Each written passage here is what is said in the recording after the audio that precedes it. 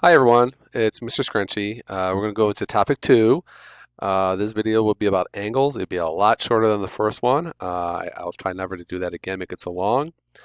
A lot of these videos that you may see may have a different voice on it because in prior years they were made by Mrs. Roxbury or Miss Kingsbury.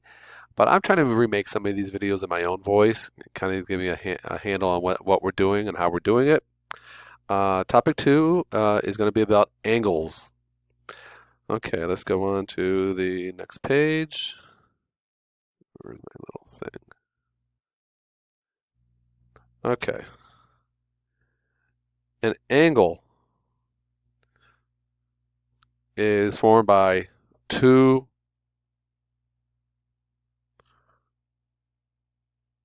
rays. As you see over here, we have an angle that says 60 degrees right here, and we have two rays, one right here and one right here. The common endpoint is called the vertex. This is important. We're going to talk about a vertex many, many times. So right here in this picture, here's my angle. Here's one side, here's another side. This is called the vertex.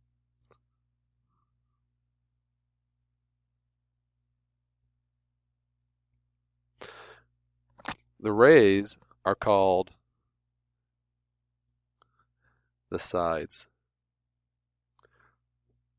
So right here we have ray BA, and order doesn't matter for rays.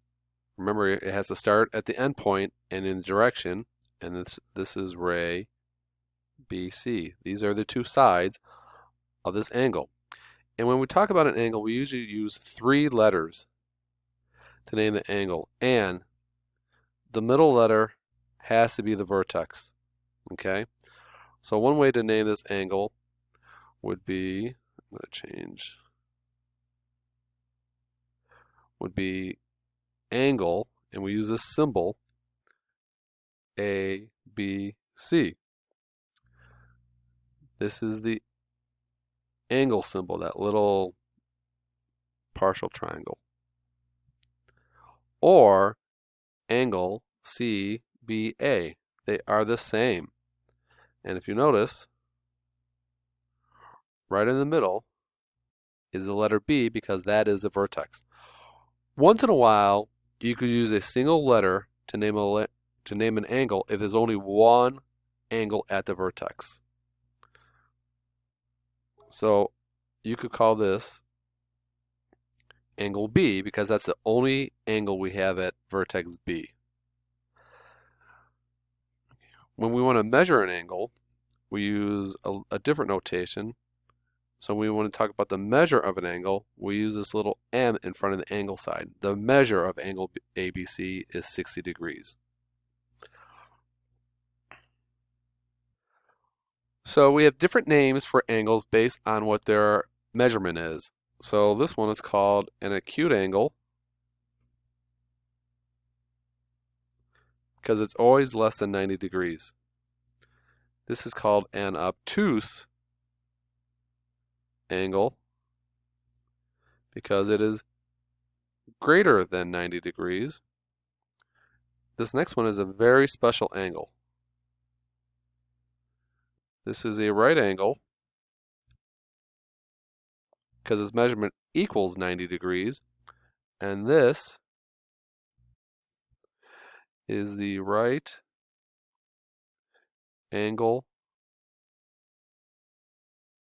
symbol. This little square part means it is a right angle, or if you remember from algebra class, something that is perpendicular. If you do not see that symbol on an angle, you cannot presume that it's at 90 degrees, even though it may look 90 degrees. And finally, the last one is called a straight angle because it equals 180 degrees. In other words, from here to here is exactly 180 degrees, and it forms a line. Let's try some examples. So from this picture, it says name the vertex of this angle. Well, the vertex is the point in the center here, and that is point K. It says name the sides of the angle. Well, those are the rays. So here's the vertex. I have to name this ray, and I have to name this ray. So it's ray KL with the right notation on top, and ray KJ with the right notation on top. Remember, the letter K must be first when we name these rays. Give 3 ways to name this angle. Well, remember the vertex has to be in the middle when we do 3 letters. So it's angle, this angle symbol, J, K, L, from here to here to here, or angle, L, K, J. When we go from here, this is J, K, L, this is L, K, J, and then finally, we could just call it angle K because there's no other angle at that vertex. Keeping in mind that in the center, when we use 3 letters, is the vertex. And then classify this angle. So how big is this angle? If you had to guess, well, it looks bigger than 90 degrees, so it is an obtuse angle because it is greater than 90 degrees. I'm going to go to these next examples. Example 2. Name the vertex of this angle. Well, the vertex is way down here at the bottom in the center of the 3 points. That is point S. Name the sides. That would be from S this direction and from S that direction. So it is ray SR and ray ST. Making sure you're doing the right notation. Again, 3 ways to name this angle. Keeping S in the middle. RST. Angle TSR. Or because there's no other angle in this picture, I could just call it angle X. S. And when I look at this picture, I see this little square sign here. That means it is a right angle.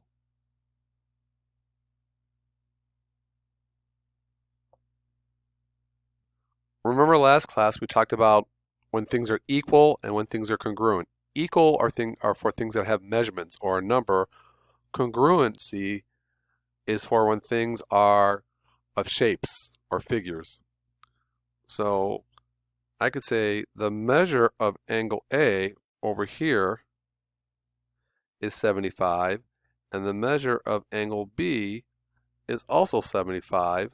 So therefore, these measures are equal to each other because we could say things are equal when we're talking about angle measures. But if I want to talk about the angles themselves, I have to use that funny symbol where I have to say angle A is congruent to angle B. Congruent symbol is the equal sign with the little tilde on top of it because geometric figures are congruent. Measurements are equal, figures are congruent. Okay, you could read the silly joke. Hey, I didn't make up this packet, so I did not make up that joke. Okay, so then we have another definition, angle bisector. So when we cut an angle in half, so the measurements are the same.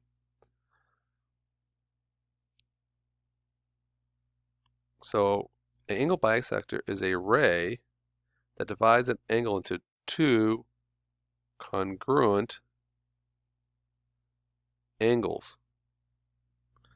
So if you look at this picture over here, I have this ray down the middle here. This is the angle bisector because it takes this big angle, see this big angle right here, ABC, and cuts it into 2 equal angles. And it looks like just one little curve, but there's one curve here and there's one curve here, and this represents congruency again. Just like we had tick marks on segments that represent congruency, I could use little arc here to represent congruency. So in this diagram, I have ray BD is the angle bisector. That means the smaller angle right here, which is angle ABD, is congruent, remember this funny little symbol, to this other small angle, the other side, angle DBC. Okay? Because these are the same sides. They are congruent to each other. Okay, we're going to use that word again, perpendicular. And if you remember from algebra class, things are perpendicular when they form a right angle. And with that special symbol on the diagram, this little squaring that represents that there's a right angle there. So two lines that intersect at right angles are considered perpendicular. The symbol for perpendicular is like this upside down T. Let me pick a better color. It's like upside down capital T. It's like two lines that are intersecting each other at right angles. So from this picture, we have two lines. Line L is perpendicular to line M. Okay, and that's how we write it. So what happens if we have something that not only intersects a line perpendicular, but intersects a segment and splits it in half? That's called a perpendicular bisector. So perpendicular bisector is any line, segment, or ray perpendicular to a segment at its midpoint. So right here is a midpoint. I'm going to call it the letter N. Okay? It is the midpoint because if you look carefully, these single little tick marks represent that these two little segments are equal to each other, meaning that segment PN is congruent to segment NQ. So that one line is bisecting it, but not only is it bisecting it, it's forming, as you can see, this right angle.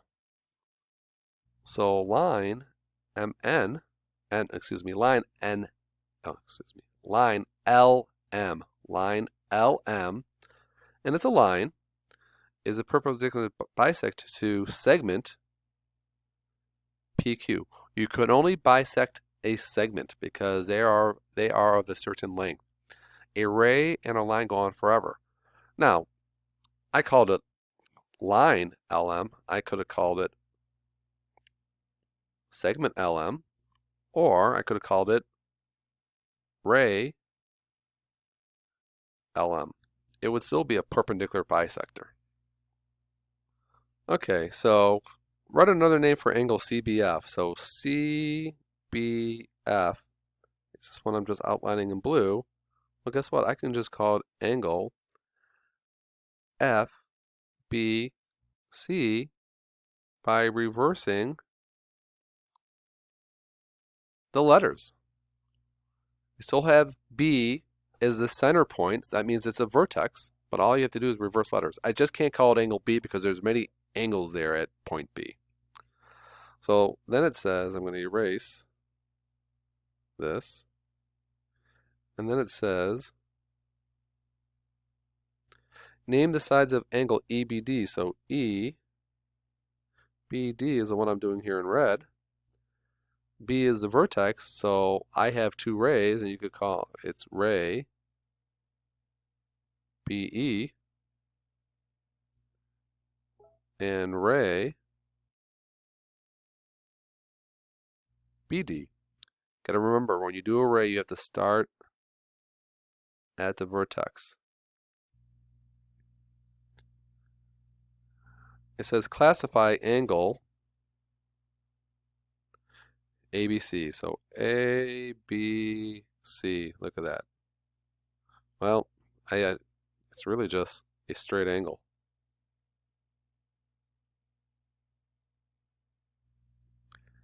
Give an example of an obtuse angle. So there's many, many examples here.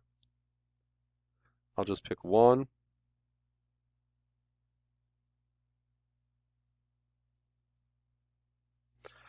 I can go A, B, I can't go D, I can go F, angle A, B, F, or I can go E, B, C, angle E, B, C, and there's others one on this picture. Name two congruent angles. Well, because I have this single tick mark here and single tick mark here that's on the angle, I have this angle here, angle EBA is congruent to, and this angle over here is angle CBF, and you could reverse those letters if you want to. And then it says name a perpendicular bisector. Well, I see my perpendicular part right here, and I see AB is congruent to BC. So finally, BD is perpendicular because segment AB is congruent to segment BC. So finally, our last example is because sometimes we have so many angles in a picture and we don't want to use 3 letters every single time because it seems to get confusing. Sometimes we use numbers to represent angles. So like right here is angle 2, and angle 3, and so on and so forth. So right here at angle 2, well, angle 2 is right here, and this looks like the angle that I'm talking about, so its vertex is point T. Then it says name the sides of angle 4. Well, angle 4 is right here, so this looks like the sides of angle 4, and I have to do rays. I always have to start at the vertex, so ray TW and ray TZ. What is another name for angle 3? Pick purple. Angle 3 is right here, and it's right here. So I always start on a point that's not the vertex, so it could be angle UTZ, or I can reverse the letters and say angle ZTU. They're both the same. Another one for angle 1. Maybe I'll use pink. Angle 1's right here, and it's right here. And you could use either way. You could do angle Y, T, X, or you could reverse the letters. So I'm going to erase some of this stuff so I can see everything I'm doing. And it says YTW. So YTW is this angle right here. Angle 5, it asks classify it, and it is definitely a right angle. And the dead giveaway is that I see this little squaring in the angle. So classify YTU. YTU is this angle right here, and it's bigger than 90 degrees, so it is obtuse. Then it says angle XTU, so XTU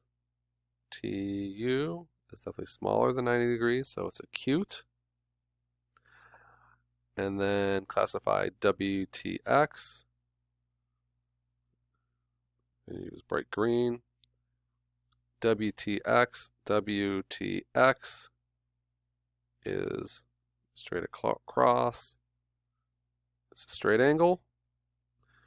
And then perpendicular lines. I'm going to erase. I'm going to erase all this. So I need to know where I have a right angle at. And here's my right angle. And that means I have, you could call it line YT is perpendicular to line WT, and name an angle bisector. Well, it looks like angle 2 and angle 3 are equal to each other, so the ray that's in the middle is ray TU, and that's because angle 2 is congruent to angle 3.